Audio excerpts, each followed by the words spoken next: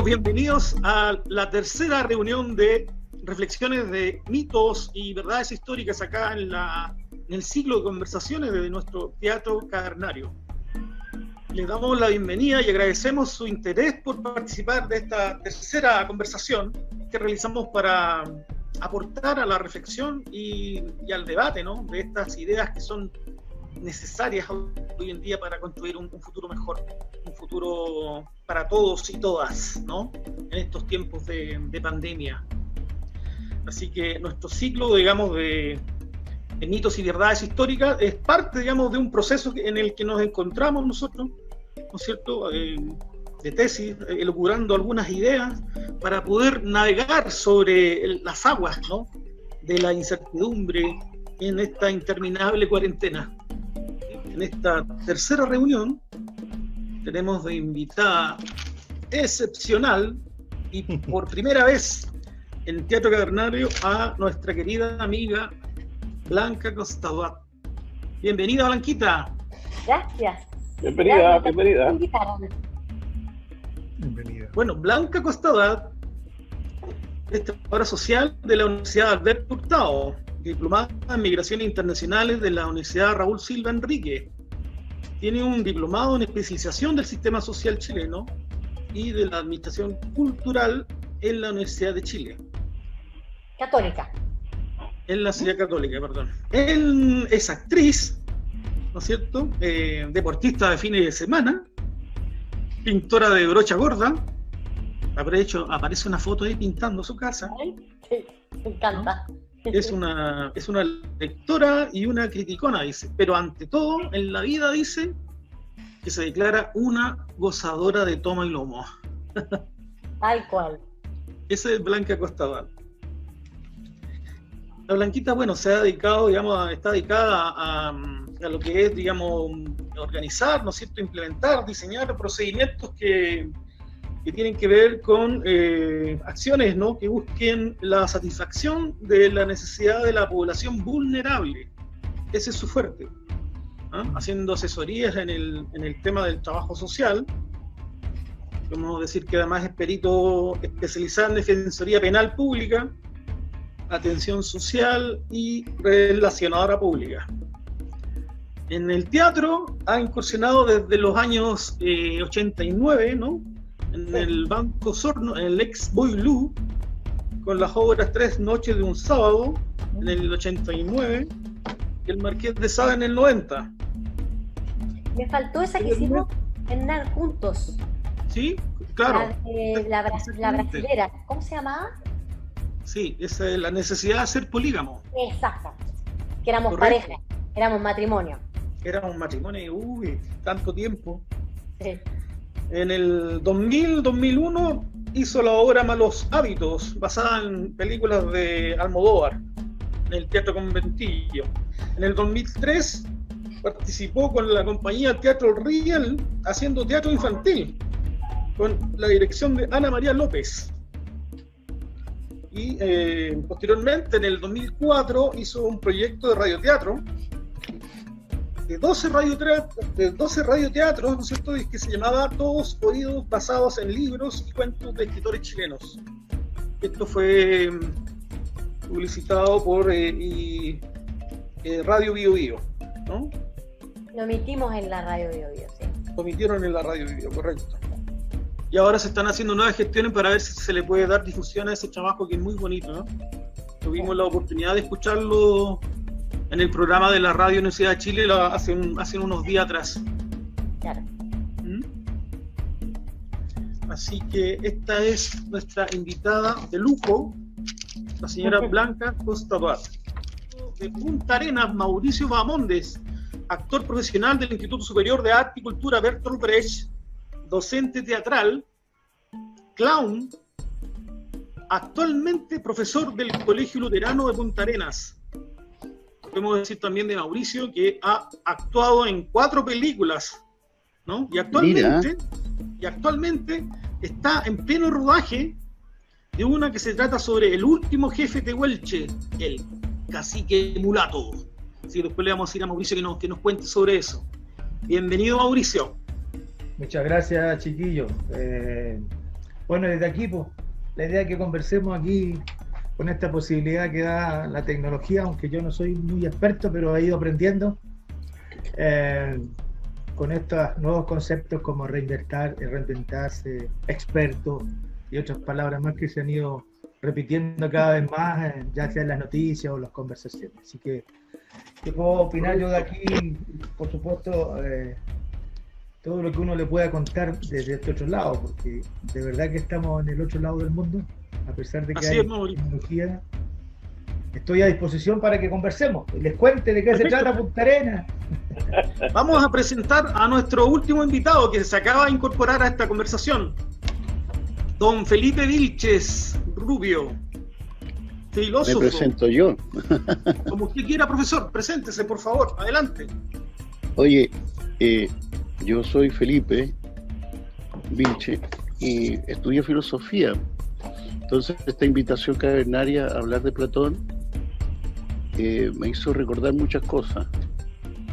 Primero, que Platón es el nombre seudónimo, digamos, de quien escribe los diálogos. Él se llama Aristócles, ¿ya? Su padre es Aristón, su hermano es Glaucón y Adimanto. Glaucón y Adimanto están en la República como personaje. Él tiene un tío que pertenece al círculo socrático y todos sus amigos. Pero lo importante acá, para determinar qué es lo griego, cuál es la esencia de lo griego, se puede explicar con Platón, que participa en 3 campañas a los 18 años como militar, y escribe poesía y drama que los quema antes de los 20 años porque leyó a Homero. Lee a Homero y queda impactado y quema todas sus cosas, y de ahí 20 años parte donde Sócrates, donde están sus amigos, antiguos visitantes del grupo pitagórico, eleata, seguidores de Heráclito, que se juntan en torno a este personaje Sócrates. Yo creo que lo más importante es que él determina que no hay filosofía sin virtud, y no hay virtud que una persona tenga que no llegue a ser filósofo. De tal manera que los filósofos son como una conciencia virtuosa, mientras hay una conciencia natural, común, que tiene un sentido común. De tal manera que por eso se dice que los filósofos preguntan siempre: ¿habrá tigre sin raya? ¿Habrá jaula sin reja? Entonces, ese tipo desde dónde el filósofo está pensando, siempre está pensando desde la verdad, pero la verdad anexada a algo que es virtuoso. Yo creo que se están encontrando con alguien que plantea una teoría de la caverna como un sistema de conocimiento, pero al mismo tiempo él separa a los filósofos y a los amantes de la belleza de la gente común. Todos son gente común, exceptuando aquello que es el hombre bueno, porque subsiste el bien. Está como subsistencia todos los diálogos, está el bien y está la belleza. Y esta superioridad del filósofo. Perdona, Felipe, Dígame. pero esa condición del hombre de buscar el bien se da, digamos, de acuerdo a la búsqueda del conocimiento, digamos, cuando sale de la caverna, cuando encuentra la luz. ¿En qué momento se produce esa conexión con el bien? Yo no es que tenga una conexión. La subsistencia del ser humano está vigilada, por decir así, por la idea por el bien supremo. Sumo bien, bien supremo. Y eso está, digamos, en toda la caverna. Los que están de espalda y no ven nada también están sumidos en el bien, pero en la sombra. Los que están de espalda a la fogata también. Los que están encadenados y no pueden tener ni un objeto al lado para hacerse una idea de las cosas, también están en la sombra, pero también está el bien. El bien lo está poniendo en ese lugar. Y los que ven el hoyo donde sale la luz, eso está más cercano a la luz, que sería también el bien. El sol el bien y la luz son idénticos acá, son trascendentes. Correcto. Oye, y es una forma, digamos, entonces de entender, es una forma de entender en que el modo que Platón, digamos, concebía la relación entre lo físico y el mundo de la idea. Sí, puede ser la relación, esa es la relación que hace. El mundo sensible te está entregando no arquetipos, sino símbolos de la idea. Él habla de símbolos de la idea.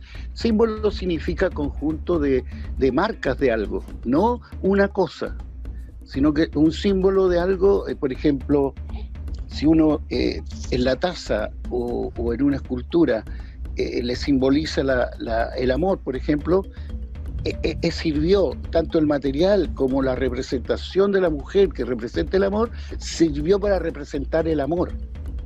¿Ah? El amor sería una idea que estaría, por decir así, atrapada en las cosas. De alguna manera, todo lo sensible te va a entregar un símbolo de las ideas. Claro, hablábamos recién con Blanca sobre la importancia, digamos, de las ideas y sobre digamos, sobre algo que también está muy latente hoy día, que es cómo nos vamos a enfrentar a este nuevo mundo después de estar en este confinamiento acá, estar encerrados en las casas. ¿Qué crees tú, Blanca, que va a ocurrir, digamos? ¿Cómo vamos a salir a la luz? ¿Vamos a ser siempre iguales? ¿Vamos a ser los mismos? ¿Vamos a seguir actuando de la misma forma? ¿O va a haber un cambio de paradigma, un cambio mental en nosotros? ¿Qué opinas, Blanca? Mira, yo creo que hay gente, lo que a mí me ha tocado ver, yo creo que hay gente que efectivamente siente que en su interior han habido cambios.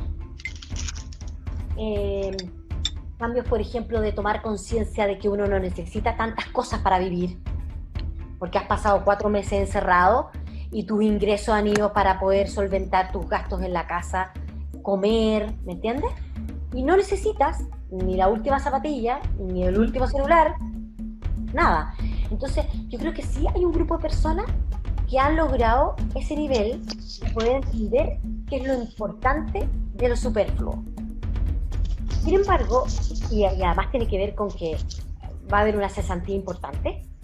Ya estamos en un 16, estamos en el 10, mi marido me contaba ayer que estábamos ya en el 10, y lo más probable es que cuando terminen los periodos del pago del subsidio de cesantía, vamos a llegar al 16. Entonces, esa gente va a sufrir mucho. O sea, nosotros no podemos creer que esto no va a pasar, que no nos va a influir.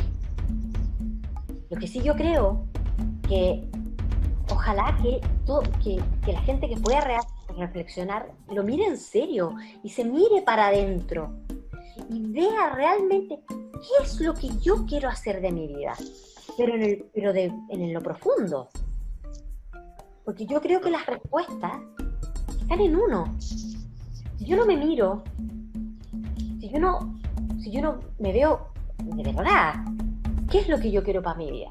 ¿Qué es lo que yo quiero para mi familia? ¿Qué es lo que yo quiero para mi país?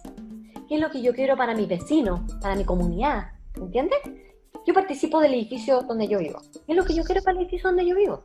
¿Qué es lo que yo quiero para la comunidad del colegio? Nosotros ayer tuvimos reunión de apoderados, porque todavía tengo un cabro chico yo. Y yo lo primero que dije, porque hay unas placas ahí, del centro del curso. Como somos comunidad, bueno, hagámonos cargo, no es boco solamente. Si hay plata, hay que ayudar a la gente del colegio que necesita, los papás que están cesantes, ¿entiendes? Pero no pensemos en que, vamos a hacer algo a fin de año. Ahora, el colegio donde está mi hijo es bastante austero, pero ojalá que la gente tome conciencia. Claro. ¿Qué es lo importante? ¿Qué queremos de verdad? Pero como país también. Exacto. Oye, y pensar en que esta cosa del mall que decías tú, es terrible. Yo lo encuentro terrible, en serio. La gente anda preocupada, o al menos antes de la pandemia, de qué es lo que se van a comprar. Hordas de gente caminando por los malls para ver qué se van a comprar el domingo. Lo encuentro terrible. Oye, y Mauricio. Ya, perdón. Disculpa. Y Mauricio, ¿qué opinas tú? ¿Qué crees tú sobre lo que estamos hablando de este tema, digamos, de vernos enfrentados, digamos, después de todo este confinamiento que hemos tenido, ¿no? De estar encerrados, vernos salir de esta caverna, de la caverna que cada uno tiene en su casa, ¿no? En su hogar, y salir a la luz con esta incertidumbre, ¿no? De enfrentar, digamos, un país que viene con la capa caída y con la promesa, digamos, del 10%. ¿Qué piensas tú? A ver, yo creo que desde lo que más hago en este momento, que es la cosa educativa, ¿no? Ha sido fundamental, sin querer queriendo, como decía don Roberto, el qué y cómo vamos a enseñar esto que está ocurriendo, ¿no? Y por estas cosas de la vida les corresponde a los papás y a la mamá o a los tutores trabajar ese tipo de enseñanza, ¿no? Si bien es cierto, uno se conecta con los alumnos y les entrega material, nos hemos ido dando cuenta de este cambio que ha sufrido desde el apoderado al papá, que a veces ayuda a enseñar, a veces molesta también, pero que ha sentido, y además el proceso de crecimiento de su hijo, porque muchas veces los colegios, las escuelas son verdaderas guarderías, ¿no? Tú veías a los papás en marzo y después los veías en diciembre, y llegan reclamando por qué los cabros repiten. Entonces, más allá de tener después el análisis de cómo está el proceso educativo y qué estamos enseñando, ha sido fundamental en esa parte el que eso que de repente uno busca que enseña el profe, el colegio y la casa, que es fundamental, o que uno enseña, pero los niños llegan educados al colegio, bien educados o mal educados, ¿no? Entonces, ese cambio es fundamental y hay que aprovecharlo, porque desde la propia necesidad que surge esta pandemia, nosotros ahora estamos un poco más sueltitos, aquí, nos tienen más sueltos, ustedes los tienen medio amarrados allá, pero en este mundo de acá estamos un poco más sueltos, y obviamente vemos mucha irresponsabilidad, no hemos tomado en cuenta que el tema es peligroso, más allá del manejo estatal, más allá del manejo gubernamental de lo que tiene que ver. A mí muchas veces me da miedo pensar de que parece que este caballero nos quiere ir eliminando de a poco. Entonces, todas esas cosas son para nosotros ha sido fundamental. Yo lo digo en ese ejemplo para no hablar de muchas cosas. Me ha tocado el tema educativo, entonces lo encuentro fantástico en todo caso, porque de verdad también la gente, si bien es cierto el papá es papá y la mamá es mamá, en esa etapa de crecimiento ha ido entendiendo y comprendiendo cómo es el proceso de la enseñanza y del aprendizaje, y qué es necesario, como decía Blanca, qué es necesario y qué es más importante, ¿no? ¿Qué es lo más básico y necesario? Profe, cuando yo era profesor de filosofía, enseñaba frases en griego que eran cortitas, y esto contestaría un poco a Blanquita qué esperamos de Chile que viene, porque yo nunca he dejado de creer en ibris tecai dikaya. Ibris es violencia, tecai quiere decir habiendo violencia después viene, y entonces ibris tecai dikayas, después de violencia viene justicia. La justicia en Platón es una idea subordinada al bien, o sea, tiene los vacilones que la justicia con la ley es injusta. Sin embargo, estaría el bien predominando para que después de una violencia venga justicia. Y ese sería como el yin y el yang. Habiendo violencia, justicia por tanto. O sea, puede demorarse, pero hay. ¿Ya? Se producen equilibrios, ¿no? Exacto. Entonces lo que podemos esperar también es algo que ese deseo de que está en la enseñanza y proteger a los propios, a los más cercanos, con lo que tenemos, etcétera, de ese chileno, o sea, ese Chile bondadoso, digamos, así como el virus que iba a volverse bueno. Es muy posible que los virus humanos se pongan buenos o más o menos buenos, porque ese es el problema de toda idea, de que está lo más o menos, lo menos, lo variado, lo malo y lo bueno. O sea, hay como 10 variantes para cualquier cosa. O sea, ¿qué país queremos? Seguramente aquellos que lo han querido siempre malo y explotándolo van a querer lo mismo. Entonces, lo que sí hay un cambio, eso yo me doy cuenta, porque que cambien 5 senadores para que haya un voto por algo popular, ¿ya? Que incluso ganan más lo de la AFP. Entonces, hay un cambio porque logró una satisfacción, bueno, para el 10 de agosto la primera cuota, una cosa así, pero hay una satisfacción, hay un cambio. O sea, después de toda esta violencia, esta incertidumbre, también hay un poquito de certeza de que va a llegar un billete para pagar las cuentas. Pero hay una cosa curiosa. Ujú.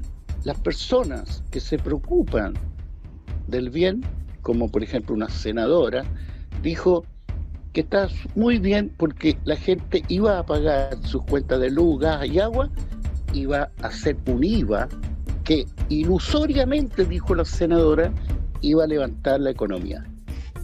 O sea, burlándose de alguna manera de la condición muy, muy de carestía que tiene la gente, y que cuando reciba la plata tendría ese asunto, que el IVA va a levantar la economía. Puras tonteras de senadores. Yo pienso que esta violencia verbal se la sacan en cara después, a cualquiera de estos que votaron, dando la idea de que era el bien de ellos, no de la mayoría. Ahí hay un problema de que el bien también es de la mayoría, no de la minoría.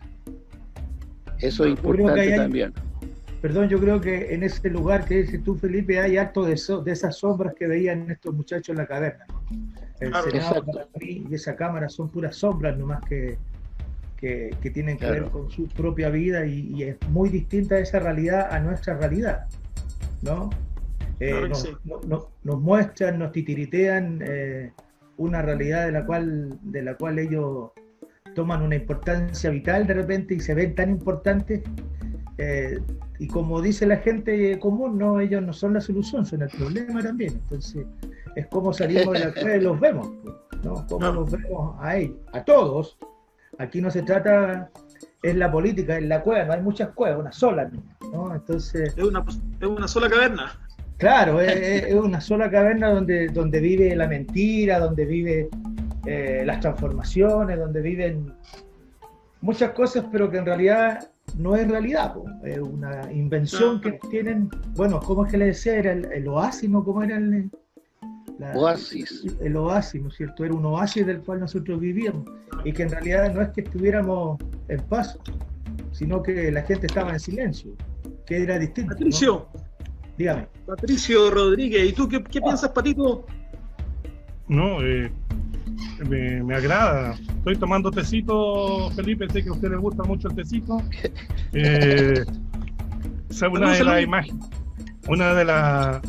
Una de las imágenes que me gustan también de su pintura es porque también trabaja usted con el concepto, desde el momento de los pájaros, reemplazarlos por las flores, reemplazarlas por los pájaros. También los pájaros nos muestran el concepto, ¿no? La fuerza, el power que tienen ahí, me gusta mucho. Al igual que Mauricio, me gusta mucho el trabajo que hace en sus clases. Tiene un programa, en el colegio los martes a las 4, a las 3, por si lo quieren ver, en el Colegio Luterano en Facebook, de Punta Arenas, que también él aporta en su área, porque también de repente le escucho a Mauricio, entre broma y broma, decir sus palos también sutiles. No podía ser distinto si estudió en una escuela brechtiana, y también siempre aprovecha la instancia, y por lo que vi de Blanca, en su producción artística, en su punto de vista, me gusta la idea de Blanca de la felicidad. La felicidad es algo aspiracional que debemos tenerlos todos, y que el sistema nos genera lo opuesto. El sistema nos genera que ojalá seamos los más amargados, los más pesimistas. Enférmate, como dice Mauro, muérete, como dice Mauro, porque eso es, de alguna manera todos estamos luchando. Usted es platónico, porque la felicidad es el centro del EUTG, reunir para sí mismo la felicidad, el placer. Era medio hedonista también Platón, y Sócrates también. Pero no libertino como usted. Y eso que estamos tomando un tecito nomás, ¿cómo será?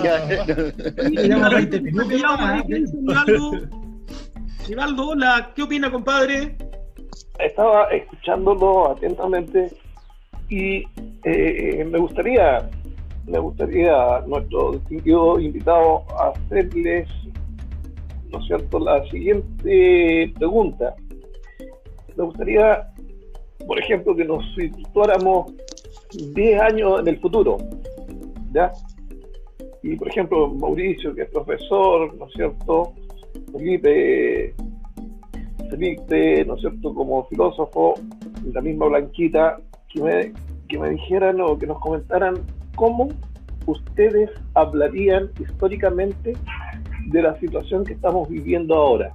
Pero fijaos, 10 años más adelante, y mirando hacia atrás, ¿no es cierto? ¿Cómo ustedes narrarían en 10 años más la situación que estamos viviendo al día de hoy? Partamos por las mujeres, por Blanca.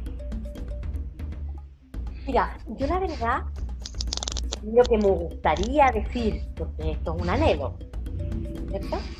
Pongamos que estamos en 10 años más. A mí lo que me encantaría poder decir respecto de lo que hemos vivido es que aprendimos algo. Aprendimos a entender qué es lo que queremos para nuestra vida, qué es lo que queremos para nuestra familia y qué es lo que queremos para nuestro país. Esto es una crisis muy profunda. Yo de verdad espero que nosotros podamos decir, a pesar de que lo pasamos mal, que fue un año muy duro, y que no fueron solamente 4 meses, que fue, por ejemplo, desde octubre hasta quizás marzo del próximo año, por ejemplo, o quizás 2 años, porque hay que pensar que no es solamente la pandemia, esto viene arrastrándose desde octubre. Además, nos pegaron el combo en el suelo, además. Ojalá que yo me encantaría poder decir, a pesar de que fueron 2 años súper duros, el país y toda la gente entendió que teníamos que trabajar en conjunto, que la colaboración es súper importante, que la colaboración nos permitió a nosotros hacer un cambio profundo, de reflexionar y poder ver, buscar la luz. ¿Te fijas? Como salir de la caverna y decir, buscamos la luz y fuimos capaces de transformar nuestro país. Y decir, no, el pueblo, nosotros todos. Blanquita, usted es una señorita, dijo que nos habían pegado un golpe en el suelo cuando acá nos metieron la cosa en el ojo. Blanquita, 40 años, usted es una señorita, siempre es una señorita. Me dice un golpe en aquí y estamos, no, son 40 años, las pensiones son miserables. No, sí, incluso la plata que van a sacar es tan poca que van a seguir siendo la misma situación. Así que, perdone la interrupción, ya, pero era para decirle que era muy señorita, muy señorita. No hay problema, Felipe. Pero en el fondo, en resumen, para que todos puedan hablar, ¿ya? Me encantaría poder mirar hacia atrás y poder decir, aprendimos de esto, aprendimos de este sufrimiento, fuimos capaces de empezar a trabajar en colaboración. Empezamos a mirar a nuestro vecino, empezamos a ver a nuestro compañero de oficina, empezamos a mirar al papá que está en el mismo colegio, empezamos a valorar. Y lo que encuentro maravilloso también, por ejemplo, empezar a valorar a los profesores. ¿Cuánta gente? Ayer, por ejemplo, fue muy bonito cuando tuvimos la reunión con la profesora, la cantidad de papás que le dieron gracias a la profesora jefe. Empezaron a valorar el trabajo de los profesores. ¿Te fijas? Me encantaría poder mirar hacia atrás y poder decir que es una lucha importante. Que fuimos capaces de cambiar nuestro país. Claro. Mauricio, ¿cómo le hablarías tú de esta situación que está ocurriendo a los jóvenes en 10 años más? ¿Cómo le contarías tú a estos jóvenes que al día de hoy están recién naciendo, a niños, por ejemplo, jóvenes de 10, 16 años? ¿Cómo les relatarías tú esta situación? Yo creo que le diría un poco lo mismo que le dije a un cuarto medio en la etapa de efervescencia que teníamos en octubre, noviembre, ¿no? Primero, la tremenda responsabilidad que tiene la juventud, que siempre ha tenido, ¿no? Desde el concepto de ser joven, y por ende todos los que estamos acá somos jóvenes. Si bien es cierto, es inevitable ir cayendo por la pendiente de los años, el problema de la edad no radica en ser viejo, sino en ser joven y que no se note. Entonces es fundamental, me gustaría tener mucho tiempo a un país en movimiento, no un país chato, no un país que coma lo que le den, no un país de mendigos, porque el mendigaje ya es a destajo en este país, nos tienen apuros bonitos, no nos entregan cosas donde esta gente que siempre ha mirado la sombra piensan que eso es, y así va a salir, y así lo arrana, lo achata, lo hunde. Entonces me gustaría ver principalmente al país en movimiento, con trabajo, con educación, con mucha cultura, porque si hay un movimiento importante y que no aparece es la cultura fundamental, y el arte dentro de la cultura también fundamental. Hemos sentido fuertemente, bueno, siempre lo hemos tenido, como decía Felipe.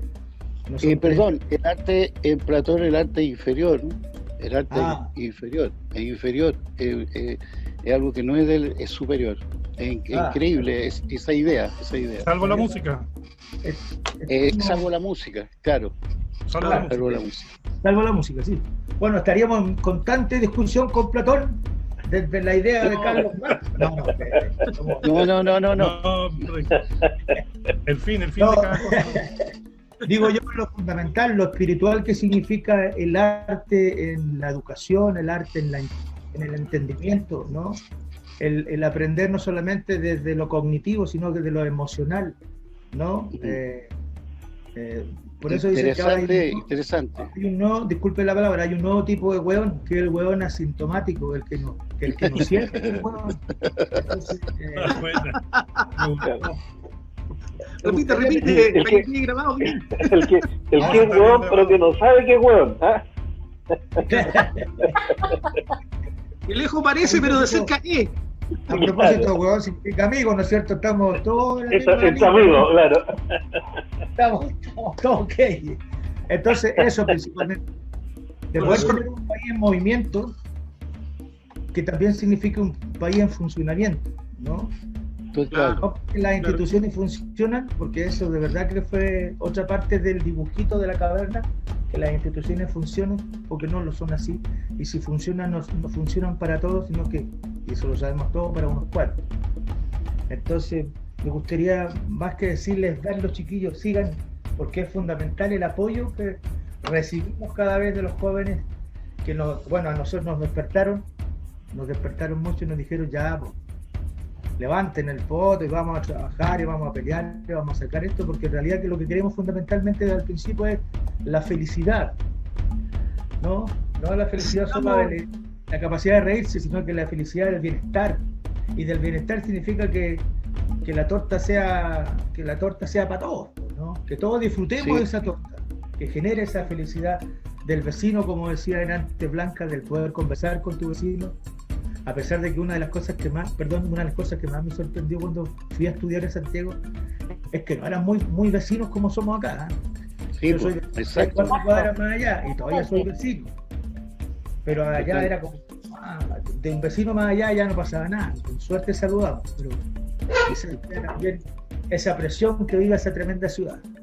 Así que eso en realidad me gustaría que Chile esté en movimiento, ¿no? En constante movimiento. O sea, eso. Como un entrenador de fútbol, todo en movimiento, juego por todos lados. Tenemos que mover las líneas. Mira, yo estaba pensando en lo que le podía decir, pero yo tengo que darle claves de mi persona. Yo no soy serio, ¿me entiendes? Segundo, yo me especialicé en lógica de Carroll, o sea, sin sentido creativo. Yo, por ejemplo, la palabra felicidad siempre me ha caído mal. Primero porque una vez dije que no éramos felices y nunca más nos dieron comunicación en el diario. Y siempre me ha caído mal porque he visto gente que es más infeliz que feliz. ¿Y tú qué piensas, digamos, o sea, cómo podemos generar, por ejemplo, un heraldo, un héroe que nos pueda sacar de esta oscuridad en la que estamos y que nos pueda llevar hacia la luz y que pueda hacer en nosotros, digamos, lo que en algún momento dijo Patricio, ¿no? Eso de que las palabras, ¿cómo era, Patricio? Las palabras convencen. Pero los ejemplos arrastran. Pero las acciones arrastran. Las acciones arrastran. Claro, eso para mí, digamos, es como una actitud heroica, ¿no? Yo pienso que necesitamos eso, necesitamos heraldos, necesitamos héroes. ¿Qué piensas tú, Blanquita? Pasa que yo creo que héroes, mira, a mí me preocupa mucho. Yo estaba leyendo un artículo muy interesante el domingo de un tipo que habla sobre los populismos y lo que está pasando no solo en Chile, sino a nivel mundial. Los populistas en el fondo están agarrando el poder. ¿Qué es lo que están haciendo? Escuchando a la masa, diciendo un par de slogan solamente para comprar los votos, pero que a la hora de los que hubo y en el momento de los hechos van a seguir haciendo lo que ellos quieran. Eso a mí me parece súper peligroso, porque yo también podría decir solamente lo que la gente quiere escuchar y en el momento de los que hubo hago lo que yo quiero. Que fue lo que pasó con Fujimori. Fujimori dijo en algún momento, escuchó al pueblo y dijo, agarró pero a la pata todo lo que la gente quería escuchar. Y en su momento hizo lo que quiso. ¿Me entiendes? Entonces, eso a mí me parece súper peligroso. A mí me cuesta creer en los héroes.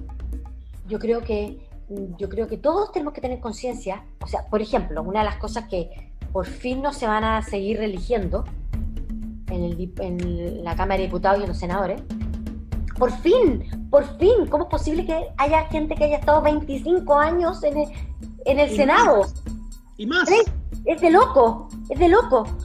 Pero eso es porque de alguna manera la gente ha ido poniendo los temas. Y yo creo que nosotros no podemos dejar que los políticos sigan con esto. De alguna manera tenemos que ser capaces de presionar de alguna manera para que se hagan cambios. ¿Tú crees que el camino constitucional... Por fin van a cortarle las rentas a los diputados y senadores? Por fin, después de ¿cuántos años? ¿Tú crees que el camino constitucional sea una vía para que podamos realizar esos cambios? ¿Crees que podamos llegar a eso? Sí, yo creo que es súper importante cambiar la Constitución. Ahora, hay ciertas cosas que la gente cree, y yo creo que hay ciertas cosas que la gente no está enterada, y eso es lo que a mí me preocupa, que la gente no sepa. Hay ciertas cosas que la gente dice, yo voy a votar por el rechazo, porque creen que esto es una carta en blanco, una página en blanco, en que en el fondo van a haber ciertas cosas que no se van a respetar. Y no es así, porque Chile ha firmado una serie de convenios internacionales y tratados internacionales a los cuales Chile tiene que cumplir. Por tanto, la página no está en blanco. Hay ciertas cosas que la Constitución no va a poder cambiar, que tiene que ver con que ciertas normas que igual se tienen que seguir. Por ejemplo, tratado de respeto por los derechos humanos, los tratados de derechos del niño. Eso va a estar en la Constitución. ¿Fijas? Eso ya está. Yo soy porque hay que hacer una Constitución nueva. De todas maneras. ¿Y Mauricio qué opina? Por supuesto que sí, pues yo en todo esto, bueno, estaba viendo algunos ejemplos de cómo se mueve nuestra política y todo, y bueno, y este chancho engorda porque nosotros le damos precio, si no engordaría, ¿no? Exacto. Exacto. Pero, claro, ¿se acuerdan cuando nuestro presidente firmaba una ley en contra del nepotismo? Lo firmaba con su primo. Sí. Claro, era su primo. Ya, entonces tú sí. Por eso para mí sigue siendo, no sé si tan romántico el proceso educativo de que podamos ser educados en el sentido de poder entregar información, que eso es lo que le falta mucho, es esa como en la caverna, ¿no? Lo que ellos quieren que uno sepa. Si bien es cierto el tema del Facebook significa de alguna forma algo bueno, también es algo muy malo también, ¿no? También deberíamos aprender a ocupar también ese momento, esa instancia de comunicación, ¿no? Estas reuniones también son fantásticas. Como dice mi compadre Nivaldo, somos adoctrinados en los colegios y las universidades, ¿no? Nos adoctrinan, ¿o no, Nivaldo? Sí, así es, pues, amigo Hernando, así es. Hemos sido adoctrinados desde que salimos de la guatita de la mamá. Exactamente. Yo estoy de acuerdo con eso. Fíjate que ayer conversábamos con mi hijo en la mesa, digamos, anoche.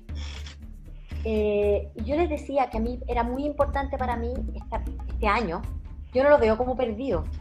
Para nada en cuanto a... Para nada. Es un año extraordinario. Es un año para mí extraordinario. Sobre todo porque a mí me interesa que mi hijo desarrolle habilidades.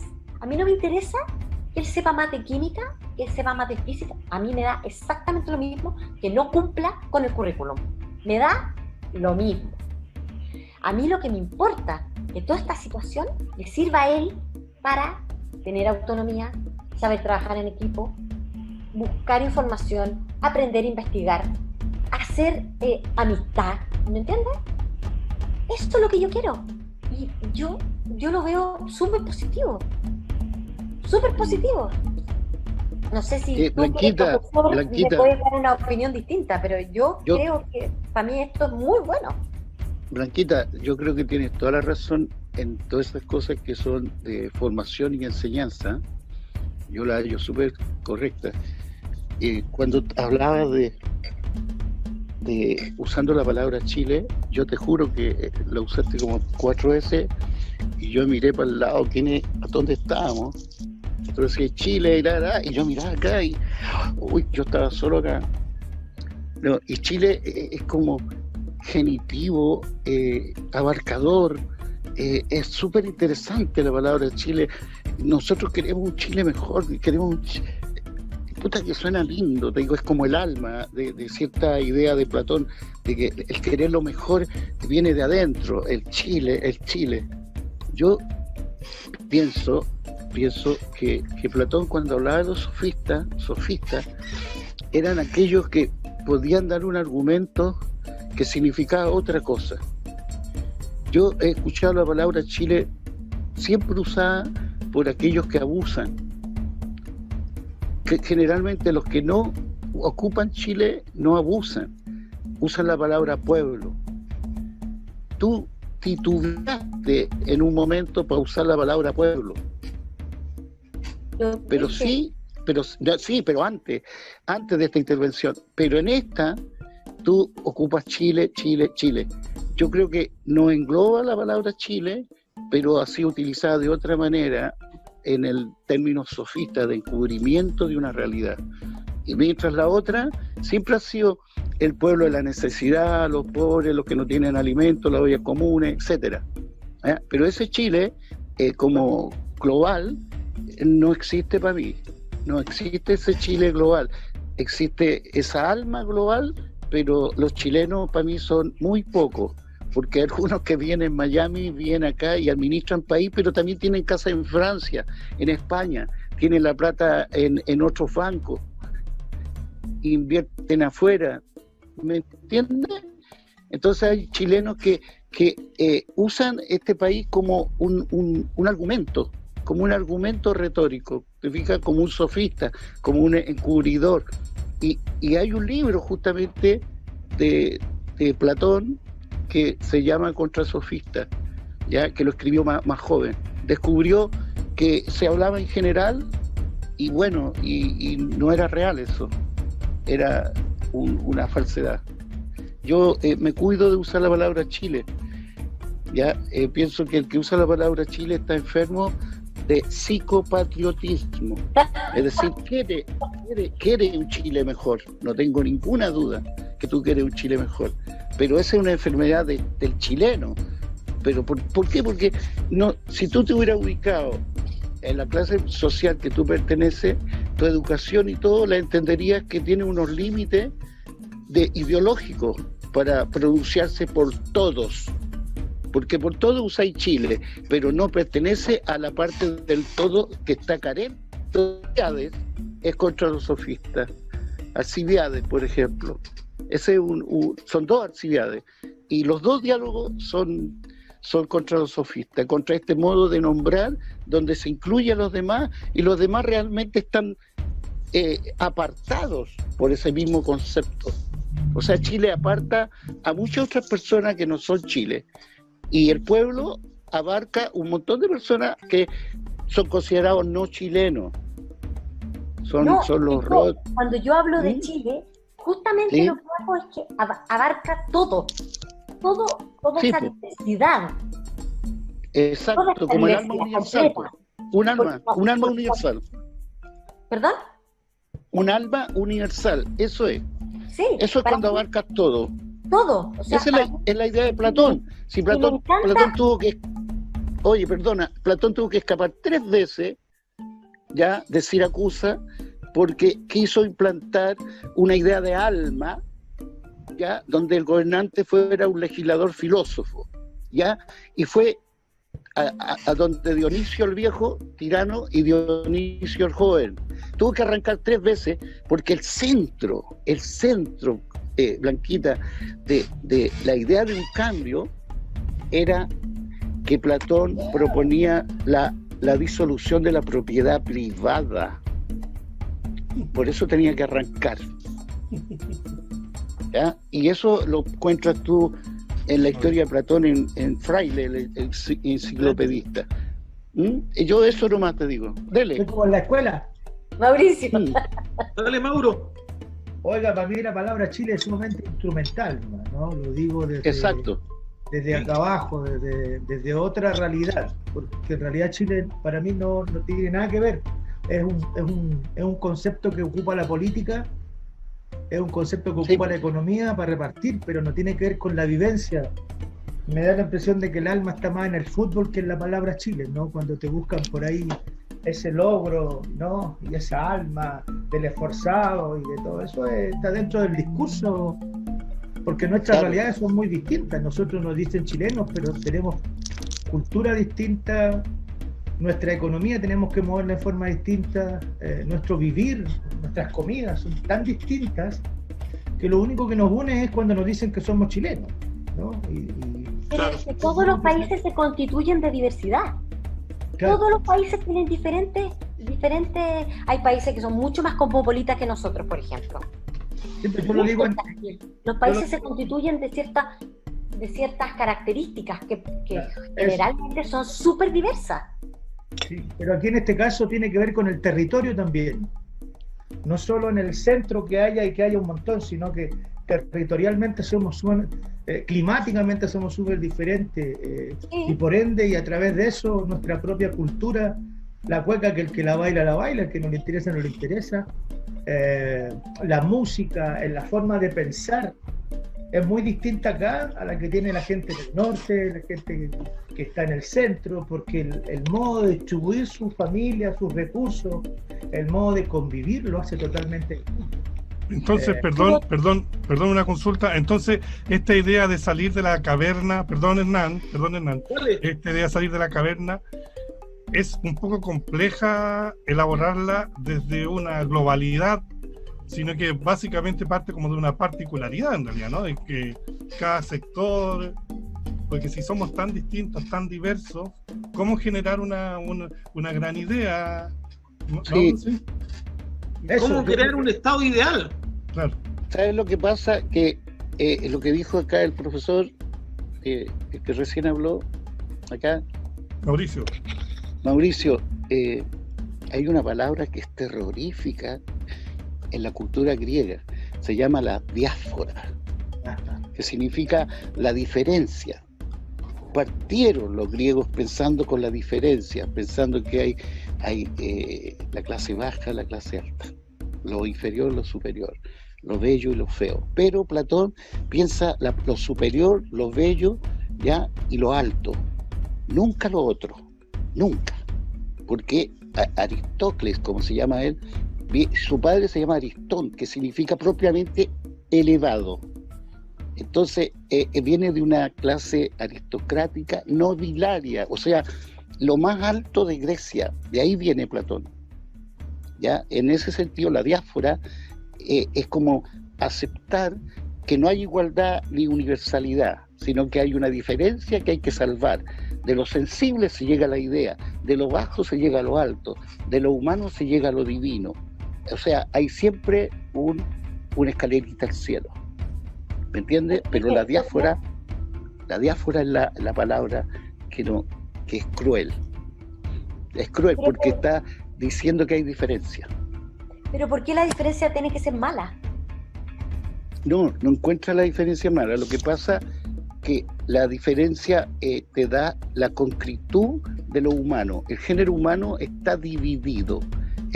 Tú encuentras los tontos y los inteligentes. Tú encuentras los bellos y los feos, los malos y los buenos. La diferencia no es mala. La diferencia es un hecho real. Claro. Puede ser malo una parte de los diferentes, como podrían ser los superiores. Respecto a los inferiores, que son esclavos en Grecia, hacen artesanía. ¿Cachai? Toda la artesanía repetitiva la hacen los esclavos. ¿Te fijas? Entonces, el bien, la felicidad, las grandes ideas están sustentadas en pensar exclusivamente lo trascendental y no lo que está abajo, lo que está, digamos, como humano, como horizontal. Todo es todos vertical. Pueden aspirar a eso. Y todos aspiran a eso en el fondo. Por ahí está Un lo Estado concreto. civilizado. Un Estado civilizado. Todos esperamos eso. Todo. Pero Oye, ojo, No, está no la es lo que- inmortalidad. Inmortalidad, reminiscencia. O sea, si tú naces sin saber nada, pero supuestamente, deductivamente y geométricamente se te puede llegar a enseñar y lograr saber y lograr explicar, por ejemplo, un teorema de Pitágoras. Siendo ignorante a un esclavo, le enseña, ya en un diálogo, le enseña geometría en el suelo con unos palitos, hasta que el propio esclavo, dadas las primeras herramientas, logra explicar un teorema de Pitágoras. O sea, todos pueden alcanzar. No, señor, tiene que ser enseñado. Y ojo, Educado. el que enseña tiene que tener virtud. Y ojo, todo el mundo en aquella época, porque es la decadencia de la época de oro de Pericles. Entonces, todo el mundo sabe que aquel que no sabe no puede ser enseñado. ¿Qué va a aprender si no sabe? Parten del escepticismo para dejarlo en la misma condición de esclavo. O sea, Entonces los podemos decir, disculpa Felipe, podemos decir entonces que el esclavo liderado, ¿cierto? Aprenderá, va a conocer, digamos, las ideas, ¿no es cierto? Y entre ellas la más excelsa, digamos, la idea del bien, digamos, al acceder a la educación. Y la belleza. Claro. Las Oye, otras son y para menores, crear- son ideas menores. Sí, y para crear un estado ideal hay que educar cuidadosamente a los ciudadanos. Si de otra forma, digamos, ¿cómo lo hacemos? Estamos sonados. Yo creo que la educación Bueno. es básica. Yo creo que la educación es la única manera de que nuestro país salga adelante. En serio te lo digo. Si yo fuera presidente, te lo juro por Dios, Eso. que metería una cantidad de plata en educación, pero brutal. Nosotros, si nos comparamos con otros países, el porcentaje del PIB que Chile, que nuestros gobiernos han invertido en educación son menores a el porcentaje del PIB que usan otros países desarrollados. Nosotros tenemos que invertir en educación. Es la única manera, en mi opinión, de que en 20 años nuestro país sea otro. Educar en la responsabilidad. Por eso yo te digo, tanto el tema de la educación en base a las habilidades. No en base al Claro. conocimiento de 2 más 2 es 4. Habilidades. Las habilidades son fundamentales, pero también las habilidades en cuanto a cómo te organizas, cómo funcionas en conjunto, el respeto por el otro, el respeto por la diversidad. A mí me encanta la diversidad. Amo la diversidad. Yo trabajo, imagínate que trabajo con gente súper vulnerable. Mi pega es trabajar, la verdad que yo trabajo también con clase media, pero el fuerte es gente súper vulnerable. Y una de las cosas que yo le insiste mucho es que ellos deben educarse, que su foco tiene que estar ahí, en educarse. es la única manera de que la gente a la larga salga adelante. Oye, Blanca, hacerte una pregunta, llevándote un poco a la caverna de nuevo, situándote en la oscuridad, una pregunta al hueso. Tú, digamos, desde tu posición, desde tu círculo social,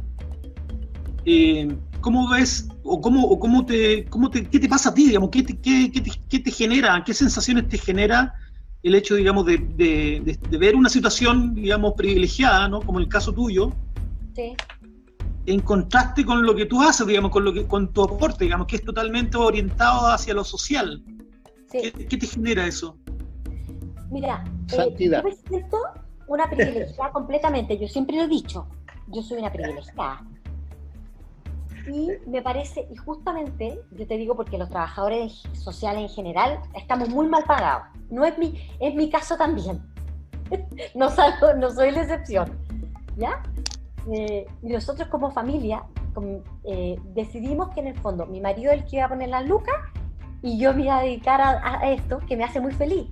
Porque en el fondo yo no gano nada, o sea, tengo un sueldo muy bajo,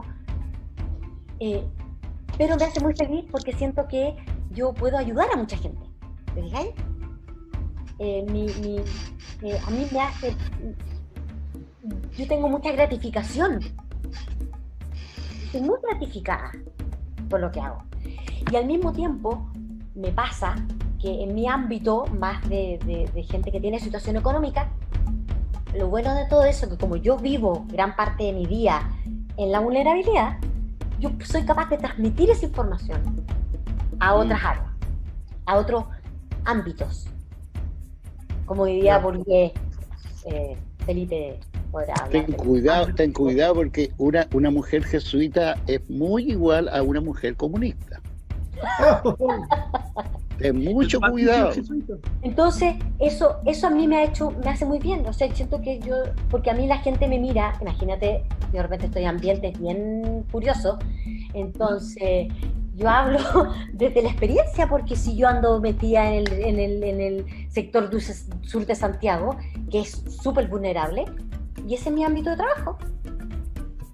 Entonces yo soy capaz de transmitir esa información a otros ámbitos de gente súper acomodada económicamente. Y me parece lo que pasó con el ministro de Salud, cuando habló que él no sabía que había tanta vulnerabilidad, Mañalich. La verdad, ¿querés que te diga una cosa? No me parece ninguna cosa del otro mundo. Claro. Porque yo lo veo a cada rato en ambientes en los cuales yo de repente estoy, y yo digo, no tienen idea de lo que vive la gente. No saben lo que vive la gente, no saben con cuánto viven, ni cuánto les cuesta ganarse las lucas, no saben cómo viven, no tienen idea cómo viven. Pero Yo hago ojo, que entrevistas sentada en la cama de la señora porque no tiene ningún otro lugar donde atenderme. ¿Cachai? Claro. Están súper perdidos. En el fondo, hacen políticas públicas sin conocer la realidad de verdad, de qué es lo que está pasando. Y no solamente la política pública respecto de lo que pasa en Santiago, sino de lo que pasa en Punta Arenas, de lo que pasa en Concepción, lo que pasa en Putre, son realidades diferentes. Y yo creo, mira, yo he sido una bendecida en la vida. Yo conozco desde Putre hasta Caleta María en Tierra del Fuego. He recorrido Chile entero. Maravilloso. Igual me faltan algunas áreas, pero en general lo he recorrido prácticamente entero. La Patagonia, encuentro que la Patagonia es, mira, Mauricio. No, se pasaron. Ustedes viven en el paraíso. Ustedes viven en el paraíso. Bueno, yo creo que las políticas públicas tienen que ser pensadas las políticas públicas desde el lugar. Tú no puedes hacer una política pública pensando en que tú tienes que preguntarle a la gente de Punta Arenas qué es lo que quiere. Porque las necesidades de Punta Arenas no tienen nada que ver con la gente de Parinacota. ¿Qué es lo que quiere la gente de Punta Arenas? ¿Qué dice la gente de Punta Arenas? Y hay otras necesidades que son propias y que ahí donde el mundo comunal, el mundo municipal se hace sumamente más importante que lo que nos digan desde allá, ¿no? Que al final no nos dicen nada tampoco, porque lo mismo que nos dicen a nosotros le dicen al ariqueño, le dicen al de Antofagasta, al de Rancagua, ¿no? No hay una visión de la distribución y todo esto que hemos estado conversando, ¿no? Para nosotros es más importante la comuna y además que recién estamos rompiendo el tema de la distancia, pero no necesariamente la distancia en kilómetros de ríos. Por ejemplo, tú estás en Punta Arenas. ¿Tú qué has pensado del concepto de clase media? Cuando la clase media antes era el 27%, hoy la clase media es el 67%. Lo que pasa entonces que de los cuatro cuartos hay 3/4, por decir así, de clase media, lo que quiere decir que hay un 60% de pobreza. ¿Te fijas? Entonces, sí. el clase media nunca quiso aceptar que había pobreza. ¿Cachai? Siempre hablaron de clase media, clase alta y pobreza no para nunca. Ahora todos son clase media. Claro. Esos son falacias y sofismas de nombres que tienen una atribución totalmente generalizada que no son reales. Y clase media, por eso yo le iba a preguntar a la Blanquita, ella no es de la clase media de la media, ella es de la clase media un poquito más arriba, sí, que puede recibir la plata sin pagar impuestos. Y yo creo que es un error. Yo estaba absolutamente de acuerdo con lo que planteaba Lagos Weber, porque a mí no me parece que una persona, como por ejemplo mi marido, que saque la que no plata te escuche. y pague impuestos, me parece, ¿querés que te diga una cosa? Me parece inmoral. Porque esa plata tiene que ir distribuida a la gente que necesita. No puede ser que esa plata se vaya, ay, sí, porque yo soy buena onda, soy populista, entonces ya no paguen impuestos. Es que no, po. Es que tiene que pagar impuestos, el que tiene plata tiene que pagar los impuestos. De verdad que me parece el colmo. Nosotros lo hablábamos ayer. Lagos Weber, no sé por qué. ¿Por qué? Porque el resto son populistas, porque somos... ¿Sabes qué sensación me da? Como que somos choros. Claro. No me parece. Los que tienen plata, los que son ricos tienen que pagar impuestos, y eso tiene que ser así. No, hay un problema, hay un problema, que alguien atinó y lo dijo. Esas personas que tienen los 6 o los 4 millones que van a sacar una cantidad, son los papás de los hijos vagos, que van a tener que recibir un poquito de esa plata de los papás, porque los otros no tienen esos mismos, ¿cómo se dice? Ahorros. Claro, sacaron la cuenta de cuántos de esos matrimonios jóvenes que quedaron sin pega y que son de clase media, van a recibir de la clase media alta, van a recibir luquitas. ¿Cachai? Eso también lo midieron.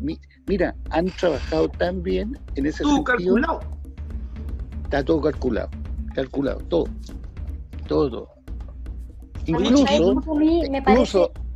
¿sí? Aquellos que no pagan la mantención, el cheque va a ir derecho a las mujeres, para que sepan. Eso me gustó, sí. La mantención. Esa fue fuerte, buena. Yo estoy feliz con eso. Pero sabes que a mí, lo que yo creo, yo tengo mis dudas con el tema de la clase media. Hoy día se ha podido demostrar que la clase media es sumamente frágil. Porque en 4 meses esa gente entró a la pobreza. Y la clase media alta, te voy a decir algo bien sinceramente, todo aquel que gana más, gasta más. Y la clase media alta está acostumbrada a colegios pagados, salud pagada, que es, entre comillas, porque estoy hablando clase media alta, una familia que gana 2,5 millones de pesos. Pero esa familia, en 6 meses, puede quebrar también. Y esa es la fragilidad que yo considero que nuestro país tiene. Una fragilidad brutal. ¿Por qué? Porque no tenemos educación fiscal, o sea, estatal, Financiera. de calidad. No tenemos educación financiera. Tampoco tenemos educación financiera. Imagínate que una de las cosas que yo hago es educación financiera. Claro. que Como es yo elemental. trabajé en banco muchos años y la gente Trabajamos. no sabe exactamente, no sabe manejar su plata. Exacto.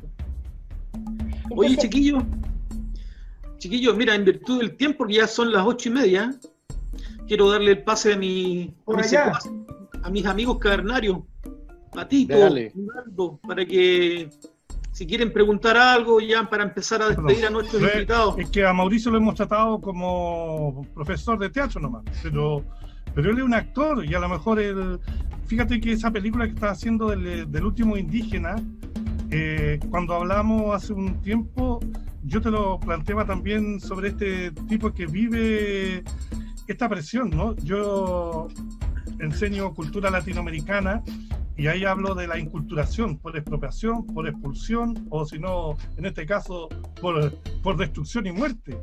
Entonces, quizás ese personaje que tú estás haciendo podría llegar a tener un gran punto de vista, y más encima el Perla estudió en una escuela brechtiana, o sea, qué peor, qué desastre para ese personaje, porque el actor le va a dar todos los puntos de vista imaginables, pero ¿qué puede explicarnos a través de eso? Porque como actor, Mauro, los que tenemos la gracia de eso, tenemos una herramienta increíble ahí, es increíble. Ahora que lo puedes expresar, que el director te lo permita, es otra cosa, pero ¿qué pasa contigo como artista frente a esto? Perdona lo extensa la pregunta, Mauro.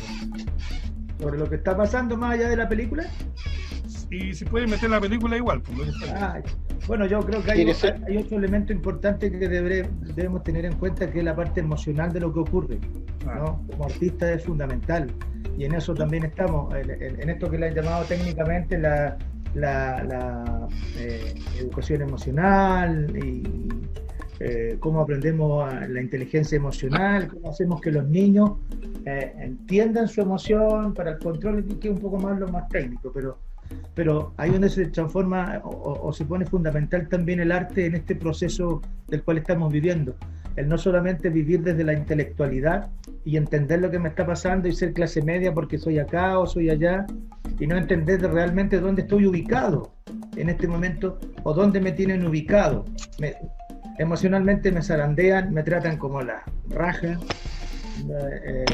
y eso también hace entender a la gente, no solamente por el lado cuál es, el lado izquierdo, sino que también el lado derecho también tenemos que funcionar. Y ahí siempre decimos que el arte es fundamental en el proceso y que siempre lo ha hecho. Obviamente siempre hemos tenido la respuesta de los estamentos de Estado, de los que gobiernan, de las comunas, de que todavía es subsidiario y todavía estamos peleándonos las lucas que hay, ¿no? Y ahora está hablando el Mauricio Amón del sindicalista, ¿no? Porque somos del sindicato del CIDARTE también, ¿no? De entender que como artistas estamos mucho peor. Antes que ya era malo, uno tocaba 10 puertas y una te iba bien. De 9 mal, una bien. Ahora no pasa nada. El otro día fuimos a hablar con el intendente, los delegados, el presidente, no los atendió, los mandó a la cresta porque había COVID. Y en realidad nosotros estamos ahí por el COVID, pues. Entonces también te das cuenta que los buenos que están ahí no... Ese es el distanciamiento. Sí. ¿No? Entonces, bueno, yo descubro aquí con el cacique mulato, Chunjalugum se llama. Es el nombre de Chunjalugum. Ese es el nombre aoneco, ¿no? Aoneco, el idioma de los tehuelches, de los patagonios, de los aóniques, ¿no? Qué maravilla, man. Estamos trabajando, por suerte tuvimos toda una conexión con Argentina, que es donde todavía existe mucho aónique, mucho tehuelche todavía, ¿no? Si bien es cierto, esta corriente y esta línea que tenía Cacique Mulato, que eran estos tehuelches del sur austral, terminaron allá cerca del Río Gallego, en Argentina. Hay otro, porque estos muchachos se mueven en grupos, ¿no? No hay un concepto de Chile, para volver otra vez al tema, sino que ellos, y de hecho Cacique Mulato era el cacique porque tenía 400 caballos, ¿no? Y eso lo hacía ser el que, pero no el que mandaba, sino que el que ordenaba, ¿no?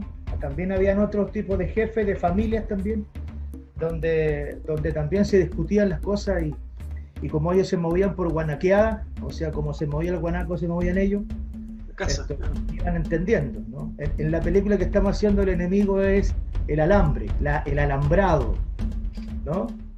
En la medida que, de hecho, mañana tengo una escena que grabar donde él manda a otro tehuelche, otro auniquem, a cortar un alambre.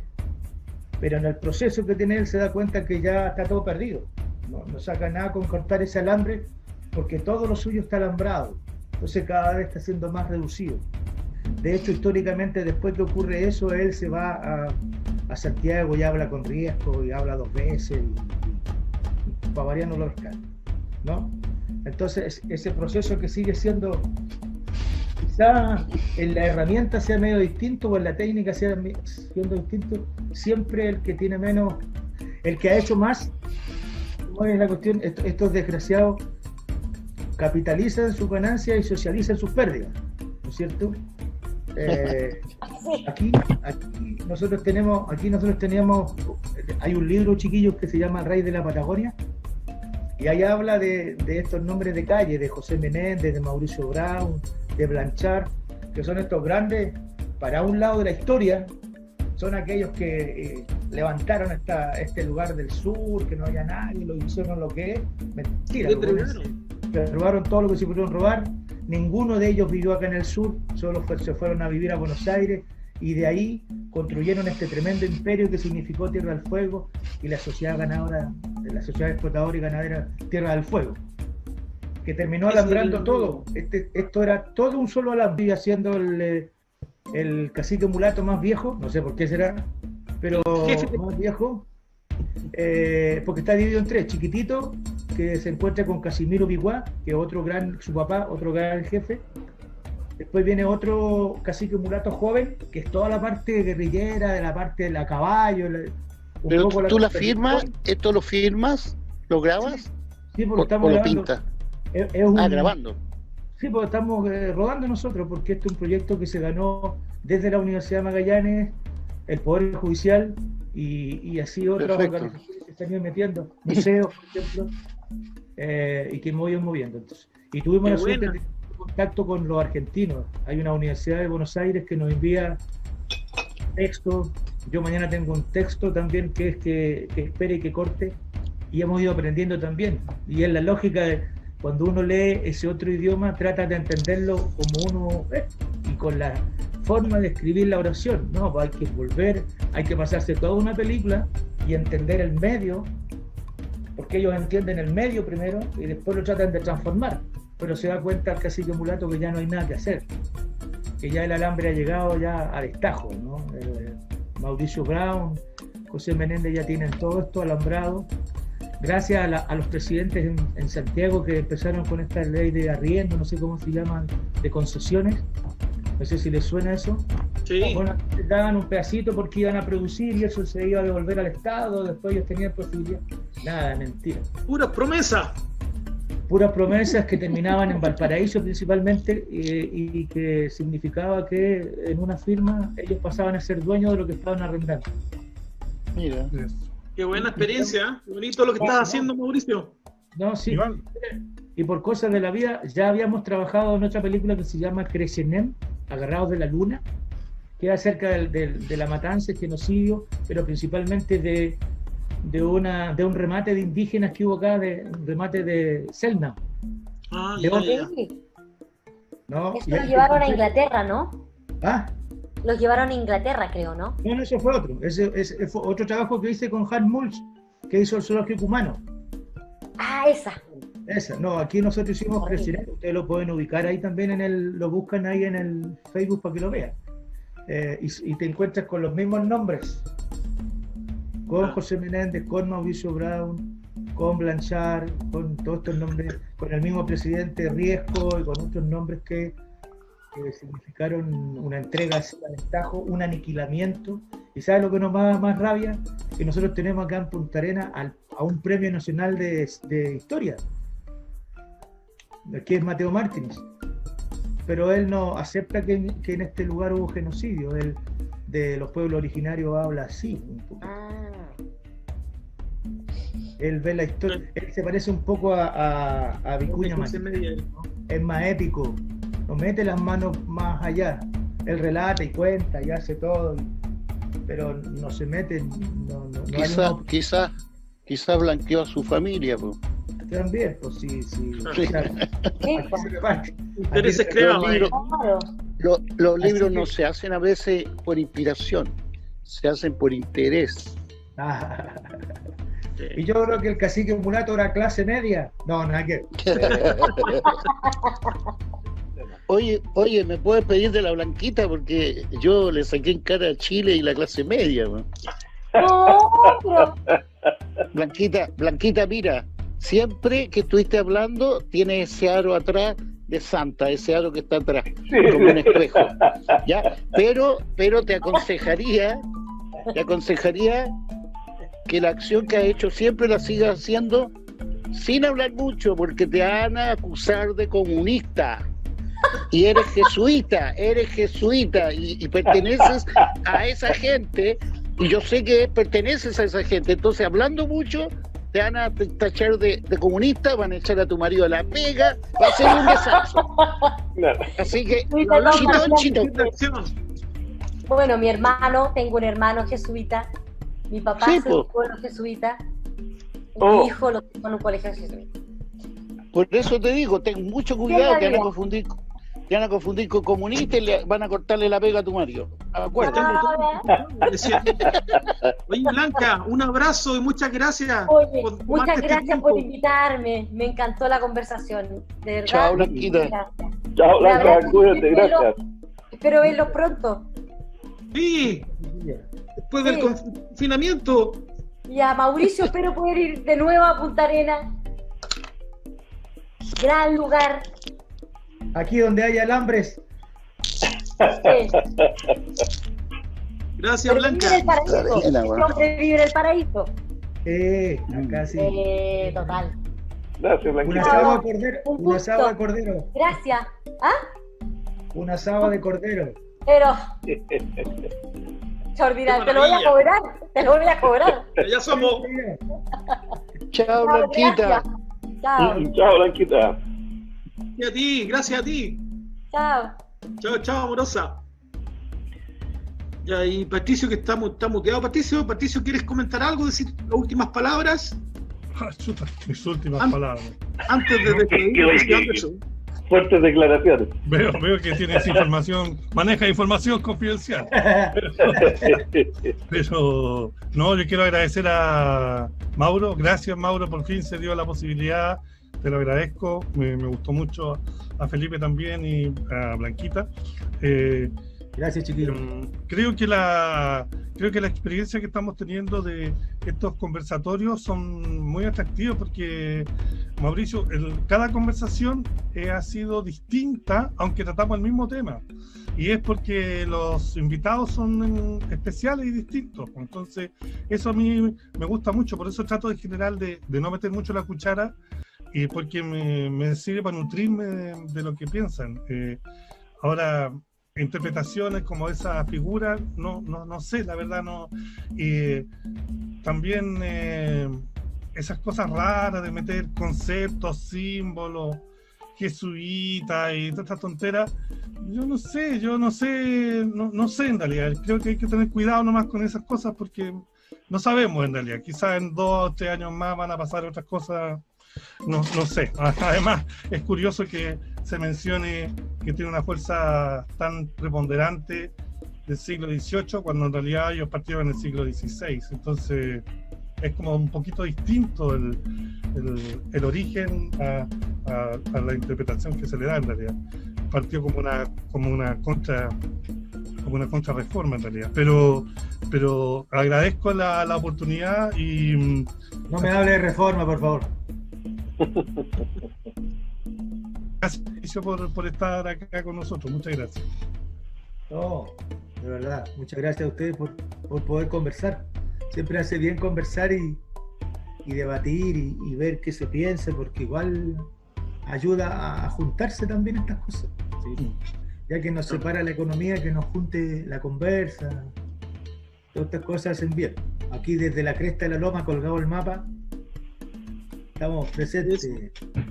Pero Oye, no súmate a nuestra página en Facebook, Mauricio. ¿Ya? ¿Ya? A ver. Súmate a nuestra página Facebook para que estemos en contacto, porque queremos Ya. después generar otra reunión con todas las personas que han participado del ciclo Conversaciones. ¿Ya? ¿Ya? Oye, ¿me escuchan? Sí, ¿Me escuchan? Sí, Felipe, fuerte y Oye, claro.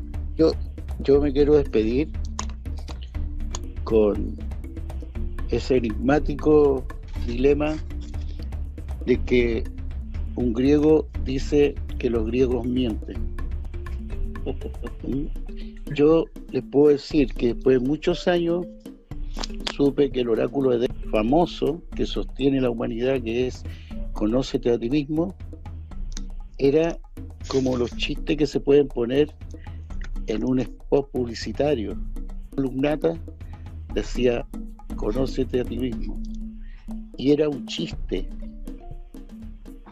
¿me entienden? Por eso Sócrates decía que no sabía nada, porque esa era la contestación al oráculo. De burlarse de la gente de esos oráculos griegos, se terminó entendiendo que los oráculos, y hasta el día de hoy es un enigma, los oráculos preguntan después cómo una cosa así. Es decir, los oráculos después empezaron a hablar geométricamente, ponían un acertijo geométrico. Platón, cuando joven, lo primero que hace es descubrir un asunto geométrico para contestarle un oráculo. ¿Me entienden? Entonces hay una cosa curiosa. Está la burla detrás del griego. Está la alegría de ir un poco más allá del sentido común y que la gente todavía no lo percibe. Ya Pausanias, un griego, también advirtió eso. Aristófanes advirtió eso. Diógenes Laercio, el perro, lo refutó de otra manera. Diógenes Laercio, el historiador, también lo rescata. Es decir, conócete a ti mismo, no te vaya a conocer. No te vaya a conocer. Eso es lo que te están diciendo. ¿Ya? Ahora, antes de irme, el famoso nous, el logos, la palabra, Anaxágora tenía 4 formas del nous. El nous como espíritu, logos, palabra. La noesis, que es las cosas que pensáis en la cabeza. El noema, que es las cosas que pones escritas, ¿ya? Lo noemático. Y como todo eso era lo que se sabía, la parte que no sabía y que estaba descubriendo a través de esos 3 sistemas se llama noumeno, aquello que no vas a conocer. O sea, los griegos, y en Platón principalmente, y en Sócrates y Aristóteles, hay un profundo escepticismo a pesar que hay una gran cantidad de conocimiento. Eso es importante. ¿Ya? Buenas noches. Felipe. Chao, Felipe, cuídate. Nos vemos en la caverna. Nos vemos en la Felipe, caverna. espérate. Antes de que te vayas, quiero pedirte si te podemos convocar a otra reunión. Pero con gente más crítica. No, gente que use la cabeza con crina y cuchillo, ¿cachai? No se puede estar hablando de clase media, yo soy de clase media, en Chile, mi amor. No, nada que ver, si están pasando otras cosas. ¿Cachai? ¿Cómo en el mundo entero un sistema económico hace lo mismo en todas partes? ¿Cómo es posible? ¿Cachai? Que un sistema capital ya y financiero haga lo mismo en todos los países, que tenga toda la gente con muertos. ¿Cómo es posible que exista eso y que se van a gloria del sistema económico? ¿Cachai? No puede ser. Entonces se necesita pensar con cuchillo en la mano, ¿no? Atacando culturalmente, no quedándose callado. Yo soy de la clase media baja. Mira, Sí. Y mira, ¿sabes qué? Comparto la opinión de Felipe bajo ese conato, y además que cuando hablo de citar cosas históricas y eventos históricos, la única manera para poder entender el presente, ¿no es cierto?, hay que entender el pasado, porque si no entendemos el pasado, difícilmente vamos a poder entender lo que pasa ahora en el presente. Imagínate el pico en el ojo de los griegos, metiéndole el racionalismo a la humanidad, cuando lo único que entendía es racionalismo, y no te das cuenta que está todo movido por irracionalidades. Entonces es una venta de la razón, pero a un nivel gratuito. Pues.